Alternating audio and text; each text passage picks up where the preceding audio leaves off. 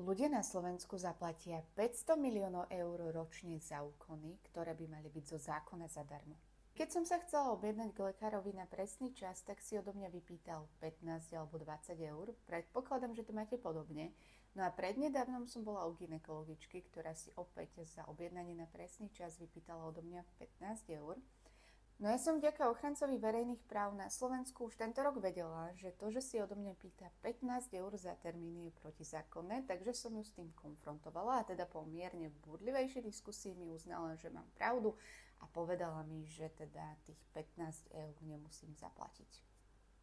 No a samozrejme tých 15 eur určite v peňaženke mám, ale prečo by som mala platiť za niečo, za čo nemusím a nemusíte za to platiť ani vy. Uložte si preto toto video a ak si od vás lekár bude pýtať peniaze za tieto úkony, tak si pripravte túto vetu.